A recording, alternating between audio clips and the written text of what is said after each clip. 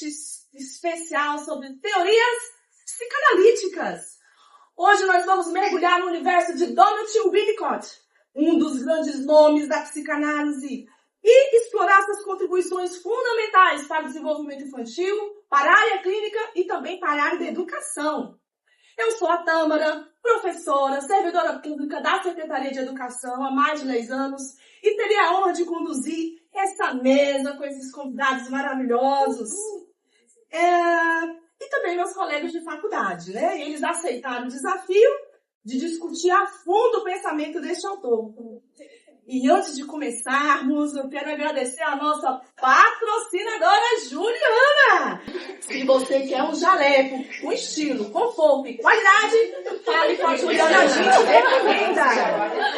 Vamos agora apresentar os nossos convidados. Hoje nós temos aqui a Amanda, professora, servidora pública da Secretaria de Educação há mais de 15 anos e será nossa especialista aqui no assunto de hoje. Juliana, empresária, dona da Multipapelaria, também vice-presidente do IBTX, Instituto de Transplantados de Brasília. Falei certo, Juliana? Falou certinho. Muito bem. Temos aqui também a Gisele, servidora pública da saúde e veio contribuir gigantemente aí com a prática, com exemplos, aquilo que vamos tratar hoje. E Marcos, estudante de psicologia, também veio aqui contribuir com a gente. Ele vai fazer parte do quadro de perguntas e respostas.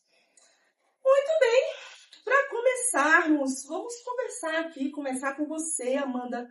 Conta pra gente aí, quem foi o Winnicott e quais foram as principais influências desse autor? Donald Winnicott, ele é um pediatra, na verdade. Ele é psiquiatra e também psicanalista inglês, né? E ele foi influenciado por Freud, pela psicanálise clássica de Freud, né? E também por Melanie Klein, na questão do brincar, da fantasia do inconsciente. Mas aí ele vai ter alguma divergência tanto de Freud quanto com a Melanie Klein. Depois a gente fala um pouquinho mais. Certo. Juliana, você que se diz mãe suficientemente boa. Uma das teorias de Winnicott. Vamos descobrir aqui hoje, Amanda, se realmente ela é mãe suficientemente boa. Mas o que ele quis dizer com esse conceito? Na minha percepção de mãe conscientemente boa, suficientemente boa, eu sempre criei meus filhos assim, muito proteção, um cuidado muito grande, porque minha filha só vai pegar o ônibus a partir dos 18, assim, raramente. Assim, esse cuidado, essa proteção, esse carinho eu sempre tive para dar de muito. Então você eu sempre protegeu, era uma mãe ursa ali. Será que é isso mesmo que o Winnicott trouxe pra gente, Amanda? A mãe suficientemente boa, será que tem que ter Gisele, toda essa proteção, esse cuidado no excesso? O que será que ele quis dizer com isso, com essa teoria? Então, eu vou esperar a colocação da Amanda e vou apresentar a minha versão de mãe não suficientemente boa. Então, você não se considera uma mãe suficientemente boa? Absolutamente não. Inclusive, fiz até terapia por conta disso. Vamos entrar também nessa questão, né? Mas o que seria? O que são uma mãe suficientemente boa é a mãe que supre o essencial das necessidades da criança.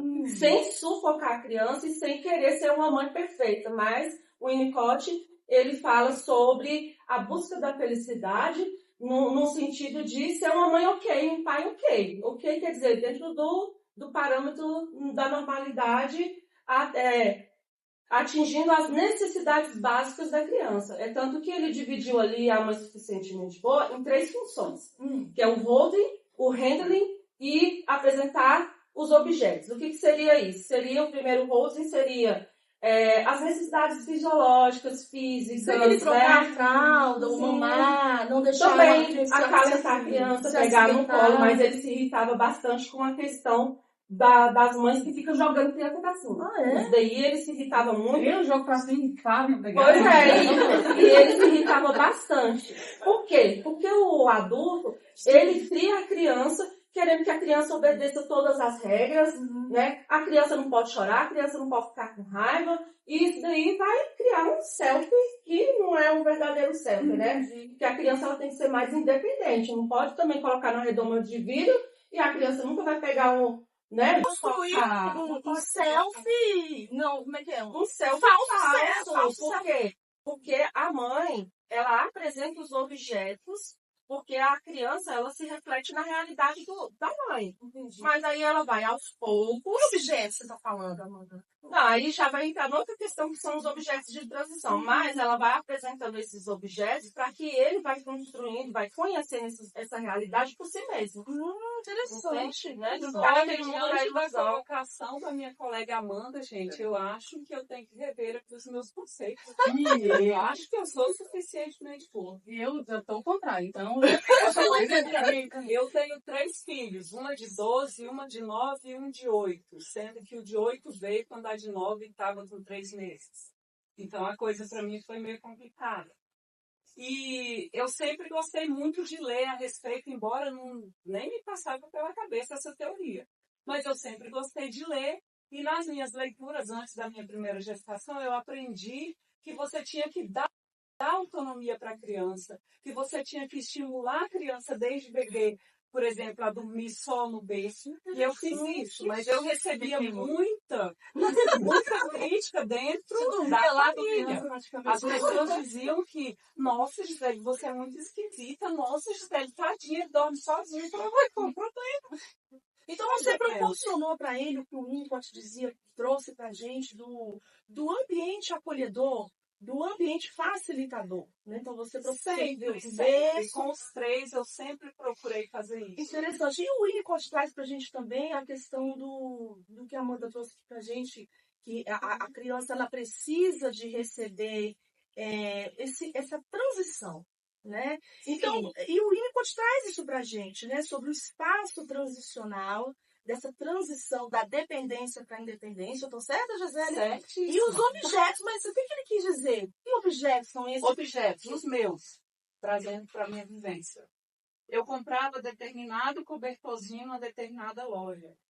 E eles se apegavam a esse cobertorzinho, porque toda vez que eu ia fazer o processo da maternagem, que eu acolhia, eu sempre levava junto o cobertorzinho. Olha que Então, essa associação ela é feita muito cedo. E aí, quando eu menos esperava, o apego já existia. Então, eu colocava no berço, eu dava boa noite, e ele abraçava o cobertorzinho do rio. Além do cobertorzinho, assim, por exemplo, tem criança que se apega à chupeta e depois fica até difícil de tirar a chupeta, né? Seria isso, então? Sim, ele está conhecendo o mundo através da própria percepção dele, né? Interessante. Da própria experiência que ele está tendo ali com E aquele objeto. passando, penso eu, da transição ali, da dependência absoluta que ele tem da mãe, para ele começar a descobrir o mundo externo, né? Ele começar a saber que ele é um ser, que ele é individual, que ele não depende tanto da mãe, e essa independência ela começa cedo, porque os meus Julianos, eles começavam a caminhar, eu desfraldava, naturalmente. Começava a ficar melzinho, vai tomar banho, toma aqui sua toalha, sua bucha. Me parece Amanda, aqui conta aí pra gente, se é tudo isso mesmo, eu tô enganada. eu tô achando aqui, Amanda, que ela é a mãe suficientemente, ela proporcionou Esse é um ambiente né? que vai proporcionar o desenvolvimento da personalidade da pessoa, né?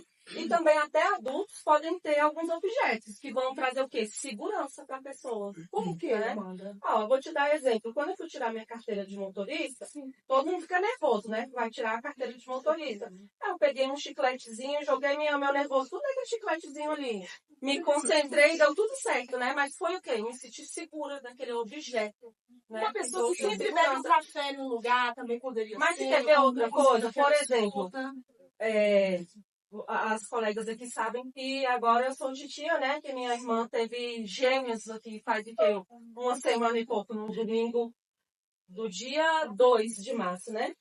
E aí eu tava no hospital lá com ela e a criança tinha terminado de mamar, aí a criança deu uma espreguiçada, aí a minha irmã pegou, chama a enfermeira rápido, a menina tá morrendo por falta de ar respirando, né? Quer dizer, ela não deixa nem a criança viver a sua própria experiência. A criança espreguiçou e ficou toda vermelhinha. Aí ela achou que a criança estava sem respirar, estava com falta de ar. Eu olhei, mulher, olha a cara de satisfação da criança, terminou de mamar.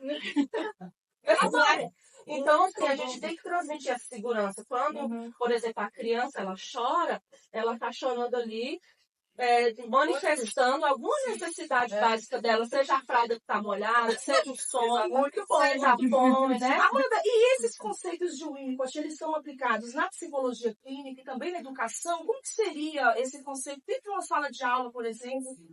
Ou mesmo numa área clínica, num atendimento terapêutico? Sim, porque o que acontece? Ele traz são conceitos importantes para ele, a questão da integração, né, ao ambiente, aos objetos e a questão da maturação. Essa maturação vai se dando naturalmente com as vivências. Então, é uma coisa natural do ser humano, né?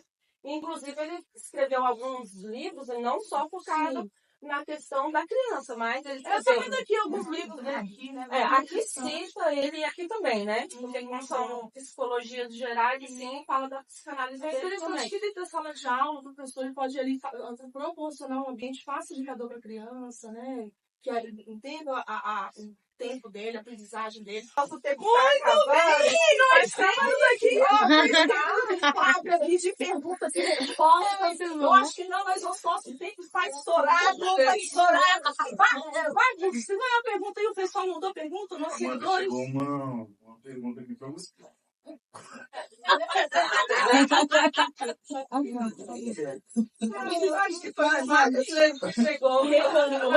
O Winnicott fala sobre o desenvolvimento saudável do self. Como seria um self suficientemente bom? Deixar a criança ser o que ela é, ela manifestar a sua raiva, a sua vontade, porque o leitinho não veio na hora. Ela tem que manifestar a sua vontade sem repressão.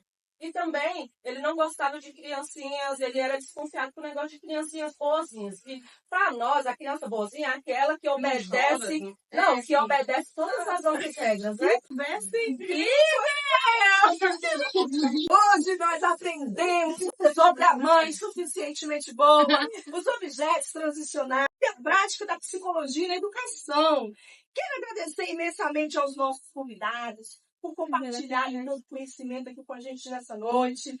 Antes de nos despedirmos, não posso deixar de agradecer também aos outros membros incríveis do nosso grupo que contribuíram de forma fundamental para que esse seminário acontecesse. A Crisley, que ficou responsável pelos slides, que fez um trabalho maravilhoso, Crisley. A Julie, que prepara cada a Julie prepara vídeos com tanto capricho. A Giovana e a Gisele também pensaram e prepararam as lembrancinhas muito especiais para vocês aqui nessa noite. Inclusive tem um QR Code com o vídeo do próprio Winnicott, falando sobre o trabalho dele, sobre esse seminário, sobre o nosso podcast aqui nessa noite.